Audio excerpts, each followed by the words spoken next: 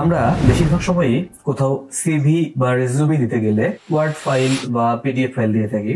তো এই ধরনের সিভি গুলোকে আমরা মাইক্রোসফট ওয়ার্ডে তৈরি করে থাকি, কিন্তু যারা গ্রাফিক্স ডিজাইনার আছেন বা ক্রিয়েটিভ ডিজাইনার আছেন তারা কিন্তু এই সিভি বা রেজুমে ক্রিয়েটিভ ওয়েতে তৈরি করতে পারেন। অর্থাৎ অ্যাডোবে ইলাস্ট্রেটর বা ফটোশপ ব্যবহার করে ডিজাইন করে আপনারা আপনাদের সিভি কে তৈরি করতে পারেন, কিংবা যারা ভিডিও এডিটর আছেন তারা ভিডিও সিভিও তৈরি করতে পারেন। তো আজকে আমি আমার ভিডিওতে দেখাবো কিভাবে আপনারা অ্যাডোবে ইলাস্ট্রেটর ব্যবহার করে একটি সিভি তৈরি করবেন। তো কথা বাড়াবো না, চলুন শুরু করি আজকের ভিডিও। তবে তার আগে আপনি যদি এই চ্যানেলে নতুন হয়ে থাকেন তাহলে চ্যানেলটিকে সাবস্ক্রাইব করে পাশে থাকা বেল আইকনটিকে অন করে রাখুন। আর ভিডিওটি ভালো লাগলে লাইক এবং শেয়ার করতে একটু দ্বিধা করবেন না। তো চলুন শুরু করি আজকের ভিডিও।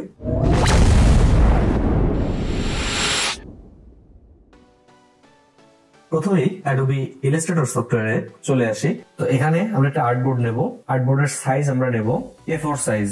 নর্মালি আমরা যে সিভি গুলো বিভিন্ন কোম্পানিতে পিডিএফ আকারে দিয়ে থাকি বা প্রিন্ট করে দিয়ে থাকি, তো সেই ক্ষেত্রে সিভি গুলো নর্মালি A4 সাইজে প্রিন্ট হয়ে থাকে। তাই আমরা এখানে প্রিন্ট অপশনে চলে গেলাম, এখানে যে A4 এ ক্লিক দিয়ে জাস্ট ক্রিয়েটে ক্লিক করে দিলাম, তাহলে আমাদের একটি আর্টবোর্ড চলে আসলো। এটা একটি A4 আর্টবোর্ড। এই আর্টবোর্ডেই আজকে আমরা আমাদের ডিজাইনটি কমপ্লিট করব। তো সিভির কাজ করার আগে আমাদের জানতে হবে একটা সিভিতে কি কি থাকতে পারে। তো এই বিষয়টা আমরা নর্মালি জানি, যারা পড়াশোনা করছেন, কোথাও সিভি দিয়েছেন বা এখনো দেননি, দেবেন, তারাও এই বিষয় সম্পর্কে অনেকেই জানেন যে সিভিতে আপনার নিজের সম্পর্কে বিস্তারিত জানাতে হয় বা নিজের সম্পর্কে সামারাইজ করে জানাতে হয়। তো এই বিষয়টা এমন যে আপনার একটা ছবি থাকবে, আপনার কন্ট্যাক্ট ইনফরমেশন থাকবে, আপনার রেফারেন্স থাকবে, আপনার এডুকেশনাল কোয়ালিফিকেশন থাকবে, এবং সবচেয়ে বড় যে বিষয়টা সেটা হচ্ছে আপনার কর্মদক্ষতার বিষয়গুলো এখানে উল্লেখ থাকবে। আপনি কোন কাজে পারদর্শী সেই বিষয়গুলো থাকবে। আর যদি আপনি এর আগে কোথাও জব করে থাকেন তাহলে সেই জব ডিটেলস গুলো সিভিতে থাকবে। তো চলুন ডিজাইন শুরু করি। খুব সিম্পল একটা ডিজাইন করব, যেটা সব ধরনের চাকরির ক্ষেত্রে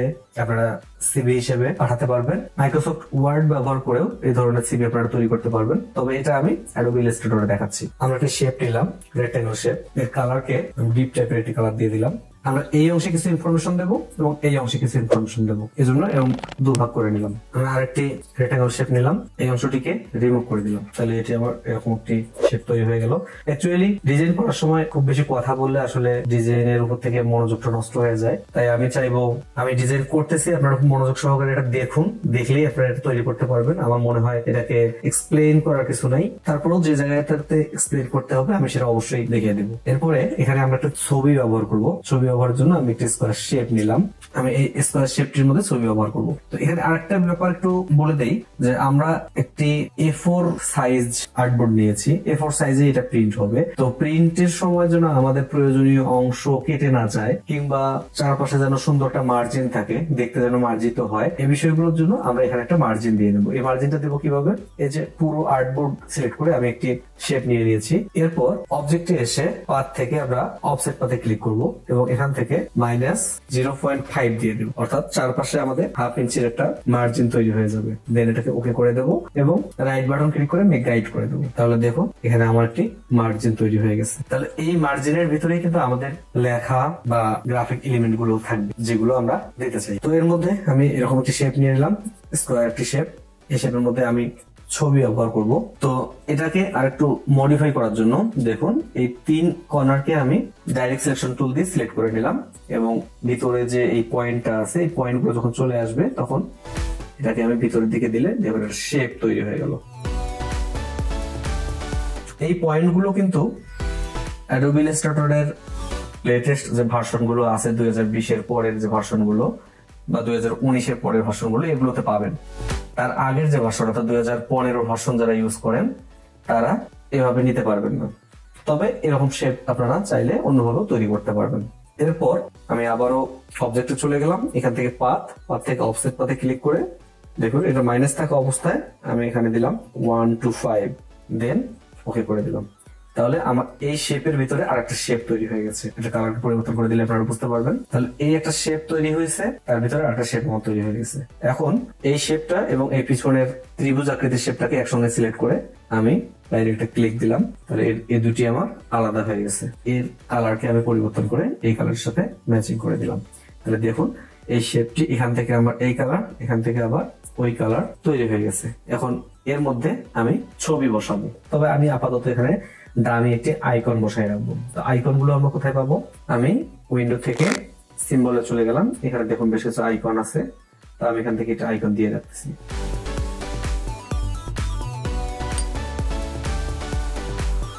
আমি এই শেপটি এবং এই আইকনটিকে একসঙ্গে সিলেক্ট করে রাইট বাটন ক্লিক দিয়ে মেক ক্লিপিং মাস্ক করে দেবো। তাহলে নিচে যদি আমার বাড়তি অংশ থাকে সেটা ক্লিপিং মাস্ক হয়ে যাবে।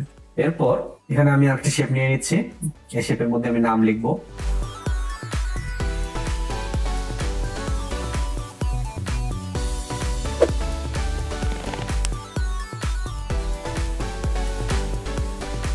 এই শেপটি চাইলে একদম ফ্লাশ করে দিতে পারেন। এখানে নাম লিখবো। আমি নাম এবং ইনফরমেশন গুলো এখানে নিয়ে আসছি। আমি নামটাকে এখানে বসিয়ে দিলাম, ফন্ট চেঞ্জ করে একটু বোল্ড টাইপের ফন্ট দিয়ে দিলাম এবং সেই সঙ্গে এটিকে আপার কেস করে দিলাম। আপার কেস করার জন্য আপনারা সরাসরি টাইপে এসে চেঞ্জ কেস করে আপার কেস করে দিতে পারেন, অথবা ক্যারেক্টার প্যানেলে এসে এখানে যে ডাবল টি, দুটোই আপার কেসের ডাবল টি আছে, এটাতে ক্লিক করলে এটা আপার কেস হয়ে যাবে। যে কোনো একটি পদ্ধতি ব্যবহার করতে পারেন যেটা আপনাদের কাছে খুব সহজ হয়। সেই সঙ্গে এটাকে আমি এভাবে রাখলাম এবং এর নিচে আমি ডেজিগনেশনটা বসিয়ে দেবো। এই ছবিটা তৈরি হচ্ছে এমন একজনের জন্য যে আগে জব করেছে গ্রাফিক্স ডিজাইনার হিসেবে এবং আরো হায়ার লেভেলে যাওয়ার জন্য সিভি তৈরি করতেছে, তাদের জন্য। একদম এন্ট্রি লেভেলের জন্য আপনার এখানে ডেজিগনেশন থাকবে না। তো এরপর এই ফন্টটিকে এভাবেই রেখে আমি এর মাঝখানের গ্যাপটিকে আমি বড় করে দিচ্ছি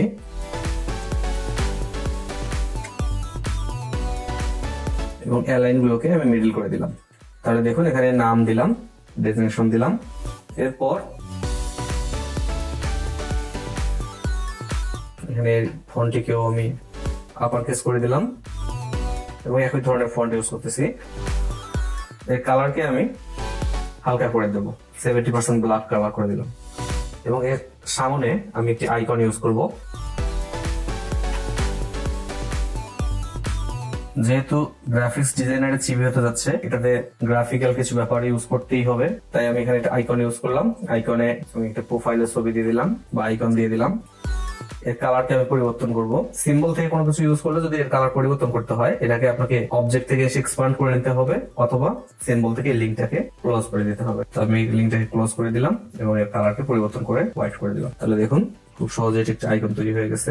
এই গ্রাফিকের যে বিষয়গুলো, এগুলোকে আপনারা চাইলে আরো সুন্দর করে তৈরি করতে পারেন এর পিছনে শ্যাডো ইউজ করে। অ্যাকচুয়ালি ডিজাইনের বিষয়টা সম্পূর্ণ নিজেদের, এখানে কে কিভাবে ডিজাইন করতে চায় তার সেভাবেই করতে হবে।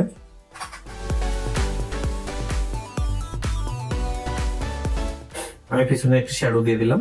এরপর এর নিচে আমরা নিজেদের সম্পর্কে কিছু লিখবো। তো এটার জন্য আমি এখানে টেক্সট বক্স নিয়ে নিলাম।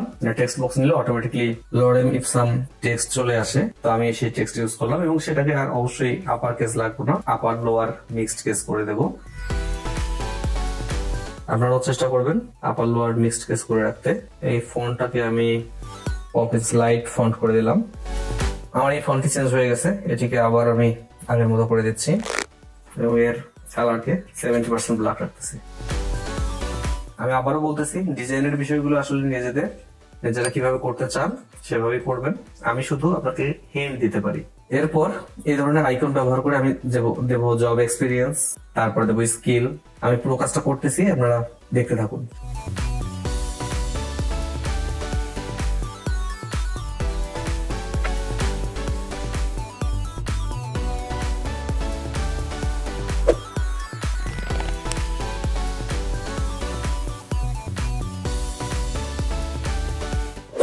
আমি সেম জিনিসটাকে আবারও কপি করে নিচ্ছি এবং লেখাগুলোকে চেঞ্জ করে দিচ্ছি।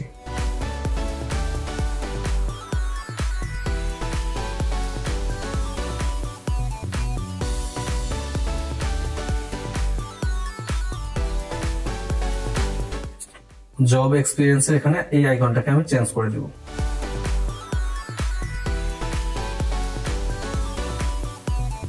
স্কেলের আইকনটাকে আমি চেঞ্জ করে দিব। তো এখানে স্কেলের খুব ভালো আইকন আমি পাচ্ছি না, তার জন্য আমি আবার আইকনে চলে গেলাম।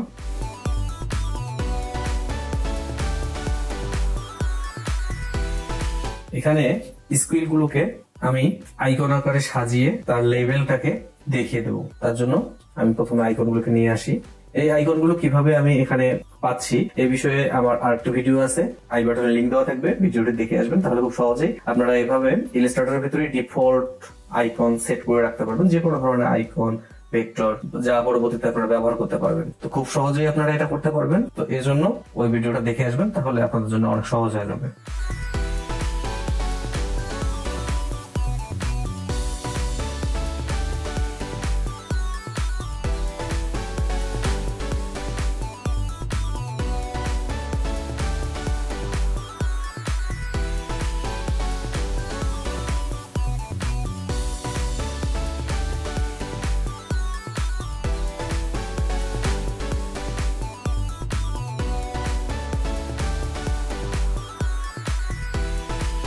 তো স্কিলগুলো সেট করার পর স্কিলগুলোতে আপনার কতখানি পারদর্শিতা আছে এই বিষয়টা বোঝানোর জন্য আমি এর চারপাশে একটি শেপ তৈরি করে দেবো এবং শেপটিকে ফিল করে দিয়ে আমি বুঝাই দেব যে এটার মধ্যে কতখানি পারদর্শিতা আছে। তো চলুন সেটা করে দেখাই।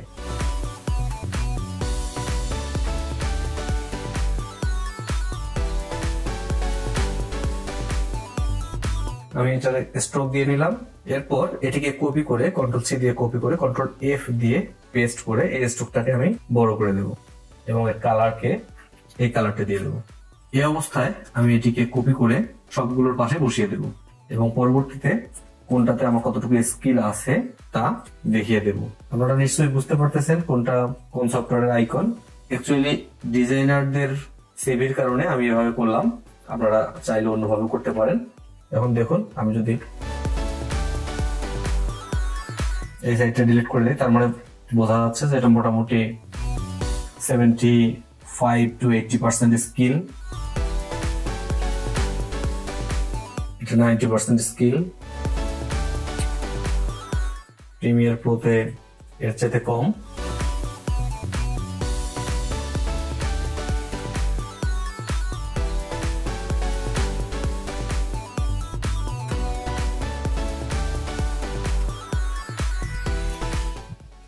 স্কিল বোঝানোর জন্য এভাবে করে দেওয়া যেতে পারে।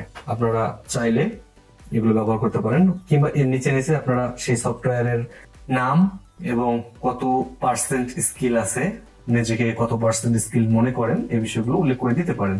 তো এটা সম্পূর্ণ ব্যক্তিগত ব্যাপার। এরপর আমি এখানে একটি শেপ দিয়ে দিলাম।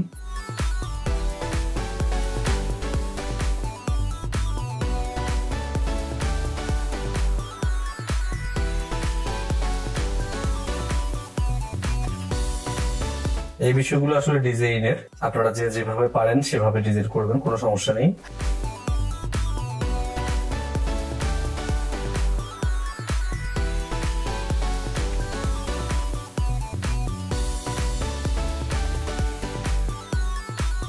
ওকে, এরপর এখানে আমাদের চলে আসবে কন্টাক্ট আস বা কন্টাক্ট মি।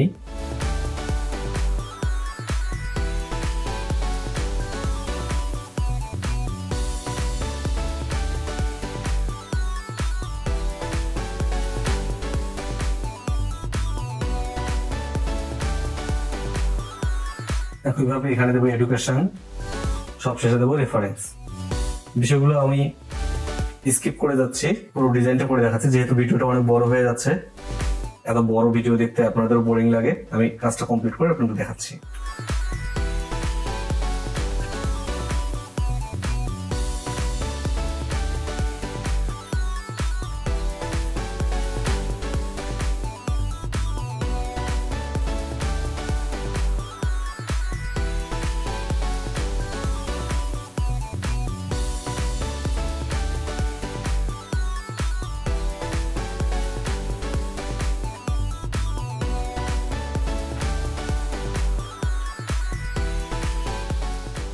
এতক্ষণ আপনারা দেখলেন কিভাবে হচ্ছে সিভি ডিজাইন করবেন। আপনারা সিভি ডিজাইন করা শেষ হলে এটাকে অবশ্যই আপনারা সেভ দেবেন, কন্ট্রোল-এস দিয়ে আমি সেভ দিচ্ছি।